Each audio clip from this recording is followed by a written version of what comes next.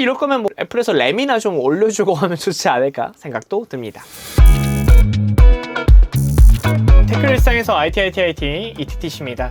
오늘은 24년 4월 4주 그리고 5월 1주차 테크위크를 준비했습니다. 다양한 소식들과 함께 하는데요. 오늘의 영상도 재미나게 시청해주시면 좋을 것 같습니다. 네, 가장 먼저는 아이폰 16의 소식은 끝이 없어 라는 주제인데요. 프로 카메라와 좀 신기능 4가지에 대한 소식들이 있어서 가져왔습니다. 가장 먼저 아이폰 16이 이제 한 9월 중에 출시가 예정이라고 하죠. 그거에 맞춰서 다양한 스펙들이 공개가 되는데 4800만 화소로 모든 카메라들이 또 탑재가 된다라고 합니다. 참고를 조금 해주시면 좋을 것 같은 게 아이폰 15는 이 프로에 들어가 있는 초광각 카메라 자체가 한 0.5배라고 하죠. 초광 카메라 0.5배 배율이 화소가 한 1200만 화소였습니다. 근데 이 4800만 화소까지 탑재한다는 걸 보고 요즘 사실 뭐 플러스도 그렇고 이런 거 저런 거 모델 자체가 화소에 뻥튀기를 좀 많이 하는 것 같아요. 물론 화소가 올라가면 저조도에서의 사진 품질도 좋고 전체적인 해상도가 올라가서 결국에 후보정이 원활하게 될 것 같기는 한데 이게 어느 정도로 올라가면 사진을 좀 주고받기에도 불편한 경우들이 많이 생기거든요. 그런 부분 참고해 보시면 좋을 것 같고, 두 번째는 광학 줌이 좀 개선이 된다라고 합니다.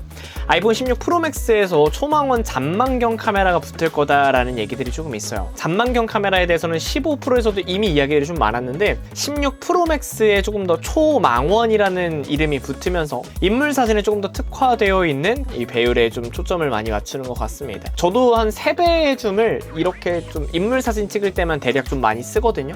조금 더 강점이 되지 않을까 생각이 들고요. 세 번째는 반사 방지 코팅입니다. 이 렌즈 코팅 기술을 바꾸면서 반사율을 줄인다라고는 하는데 사실 아이폰의 제일 고질적인 병은 플레어나 빛 번짐 이런 부분이 제일 크잖아요. 이건 항상 뭐 매번 고친다라고는 하는데 잘 안 고쳐지거든요. 이 부분을 좀 개선해서 하면 좋지 않을까 생각합니다. 마지막 네 번째는 메인 센서의 향상입니다. 전체적으로 이제 카메라에 대한 이야기를 많이 담아냈어요. 메인 카메라 센서들이 소니로 바뀐다라고 합니다. 그래서 2배 더 많은 빛을 받아들인다라는 그런 개선점이 있는데 이게 근데 프로맥스에만 들어간다라는 얘기들도 있어요. 여태껏까지 좀 봤을 때 16도 프로냐 프로맥스냐에 따라서 다양한 끝나누기를 할 것 같은데 좀 참고해 보셔서 선택에 좀 도움이 될 거면 좋겠습니다.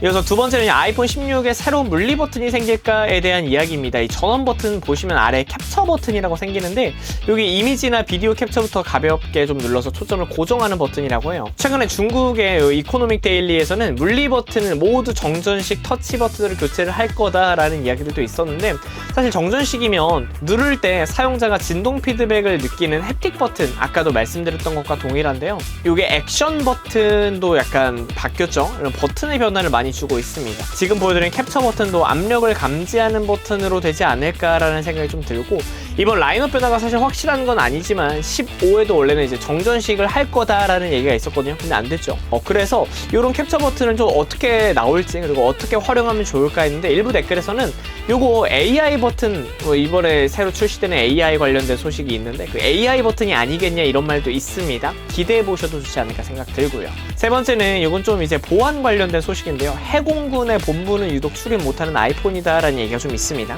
원래 아마 알고 계시던 분들은 아시겠지만 간부분들이 이제 군부대 스마트폰을 들고 가고 요즘엔 스마트폰을 많이 또 활용을 하잖아요. 근데 군부대에 그걸 들고 가려면 국방 모바일 보안 어플리케이션이라는 걸 설치를 해야 됩니다. 그래서 그 안에서도 뭐 1차 차단이 있는데 이 국방 모바일을 설치하면 카메라 기능만 멈추는 1차 차단이 있고 그 외에도 와이파이나 녹음, 테더링 USB 연결을 못하는 2차 차단까지 있는 기능이거든요.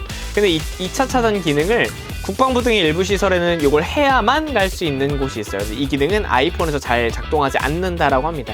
그래서 이게 사실 뭐 결과적으로 아이폰은 안 됩니다 이렇게 차별한 건 아니지만 이런 거를 좀 해야 되고 기능도 활성화해야 되는데 아이폰은 안 됩니다. 그럼 뭐 간접적으로 아이폰 쓰지 말라는 얘기 아닌가 이렇게 받아들이기도 적절하지 않을까 생각 들고요.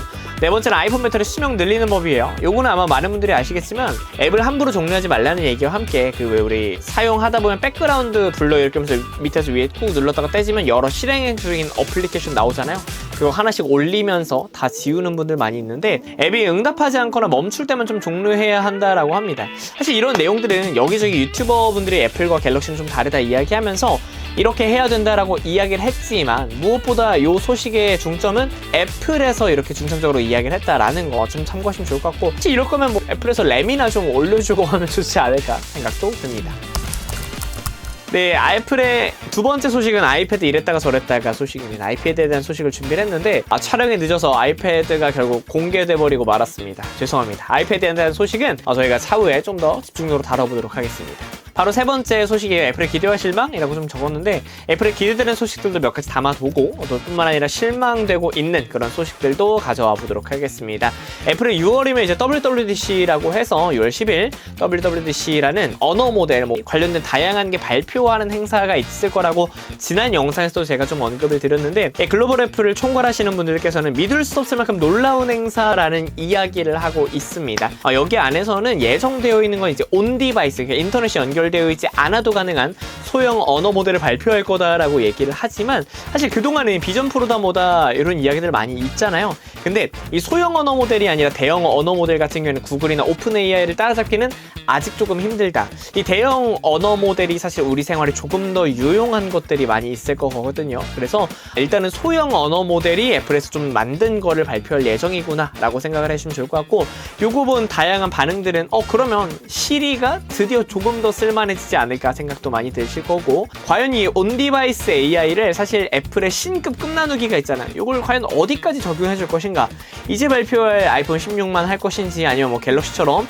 점차 늘려갈 것인지 이 부분도 참고해 보시면 좋겠습니다. 다음은 애플의 사파리와 관련된 소식입니다. 지능형 검색 기능으로 웹페이지 요약 기능 다양하게 된다라고 하죠. AI를 이용한 검색은 물론이고 웹페이지를 한 번에 요약하는 것, 이거는 요즘 이제 삼성에서도 S24를 통해서 텍스트 페이지 요약이나 이런 걸 많이 하고 있잖아요. 그런 요약 기능이 된다라는 거 포인트고, 두 번째가 조금 더 좋은 게 뭐냐면 웹 이레이저 기능이라는 걸 좀 탑재할 전망이라고 해요. 웹 이레이저가 뭐냐면 고급 콘텐츠 차단 기능 중에 하나거든요. 쉽게 설명드리면 페이지를 켰을 때 보여지는 뭐 배너 광고나 이미지, 뭐 다양한 내가 쓸데없는 그런 텍스트들 전체 페이지 섹션까지 해서 특정 부분을 깔끔하게 삭제할 수 있는 기능이라고 합니다. 다양한 부분을 삭제하는 것뿐만이 아니라 그 이상한 광고들 정말 많이 나오잖아요.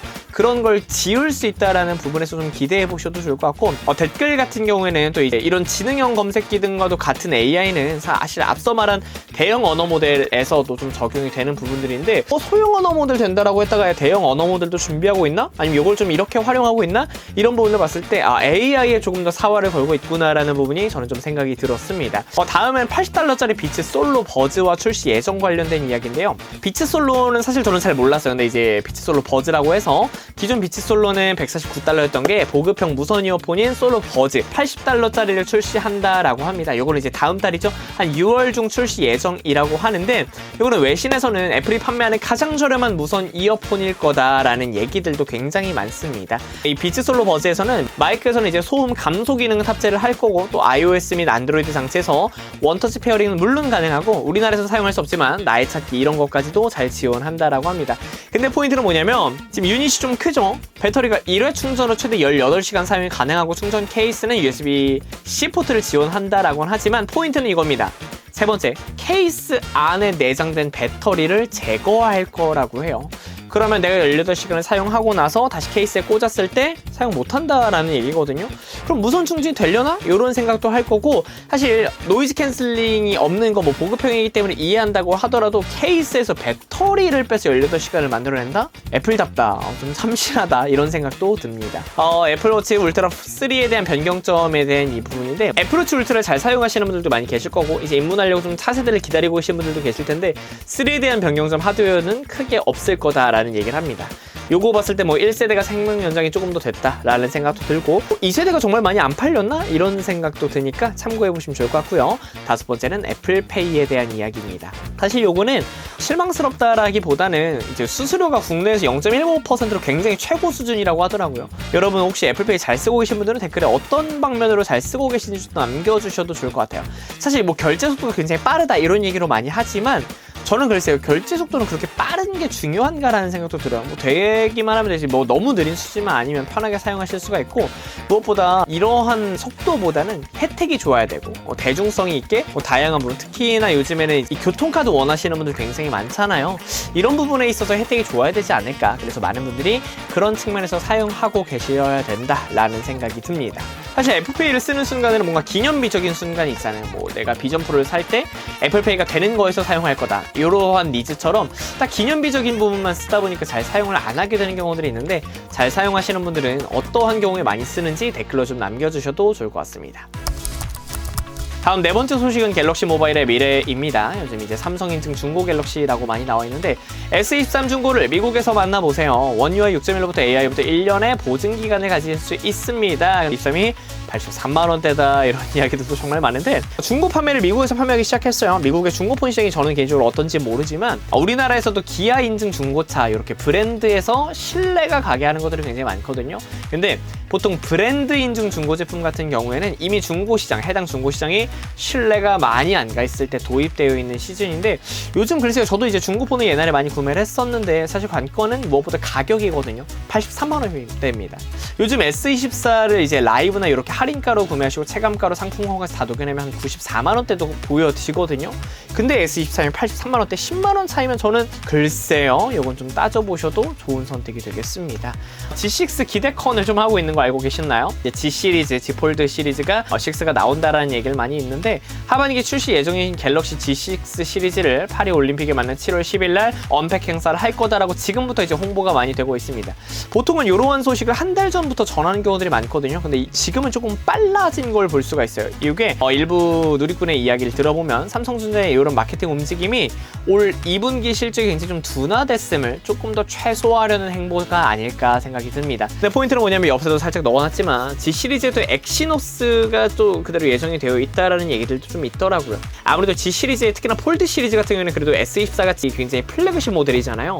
근데 엑시노스를 넣는다? 요거는 엑시노스가 정말 빠르게 발전하지 않으면 흥행하기 힘들 거다라는 걱정이 좀 있다 보니까 이후의 행보를 좀 보셔도 좋을 것 같고요. S24 FE가 벌써 좀 팬 에디션 준비를 한다라고 합니다. 그래서 영국의 데이터베이스에서 이렇게 모델명이 좀 확인이 됐는데, 포인트는 6.1인치의 OLED, 12GB의 램이에요. 24 플러스의 느낌을 또 그대로 가져왔는데, 베이스보다 조금 더 좋은 선택이 되려나 생각도 들고요. 배터리는 4500mAh로 가지고 있습니다. 그리고 6.1인치는 이 픽셀 그 8A 폰 있잖아요. 그걸 겨냥한다라는 의견도 있는데, 12GB 램은 좀 의외다, 이런 생각이 좀 많이 들었습니다. 마지막은 여기저기서 만나는 삼성 이야기예요. 갤럭시 스튜디오 포토인 에버랜드 만나보실 수가 있습니다. 물론 뭐 체험존에서는 뭐 서클 투 서치나 뭐 다양한 부분 확인하실 수 있는 이미지 편집 등이 있지만, 포인트는 에버랜드 전역에서 대여해서 즐기는 S24를 함께 하실 수가 있는 겁니다. 그래서 요거는 5월 26일까지 가능한데 10대나 20대한테 한번 써봐라, 좀 이렇게 권장하는 측면이거든요. 아무래도 아이폰을 전반적으로 사용하는 10대, 20대를 조금 더 타겟해서 잡아보려는 그런 노림수가 아닐까 생각이 들기 때문에, 에버랜드 한번 가보시는 분들은 한번 찾아보셔도 좋을 것 같아요. 마지막엔 삼성의 스마트 싱스가 업데이트되고 있는 것 같습니다. 스마트 싱스 기반의 스마트 포워드라고 되어 있는데, 이건 지속적인 업데이트, LG에서도 업가전 굉장히 많이 밀었잖아요. 조금 더 업가전 같은 느낌으로 계속해서 업데이트를 강조해내고 있다라는 것까지도 확인이 가능했습니다. 네, 오늘은 24년 4월 4주차 그리고 5월 1주차의 테크위크를 좀 진행을 해봤는데 어떠셨나요? 전반적으로 아이패드도 그렇고 다양한 소식들이 계속해서 나와지는 걸 보니까 확실히 IT 소식이 이번 신제품에 조금 더 많이 초점을 기울여지고 있다라는 얘기를 많이 주어지고 있습니다. 혹시나 오늘 다루지 못한 다양한 내용들, 또 여러분들이 추천하시는 내용들이 있으면 댓글도 편하게 달아주시고요. 다음에도 더욱더 정확하고 조금 더 빠른 테크위크로 인사드리도록 하겠습니다. 여러분들 감사하고요. 테크라이상에서 IT 지금까지 ETT씨였습니다. 여러분들 감사합니다. 안녕히 계세요.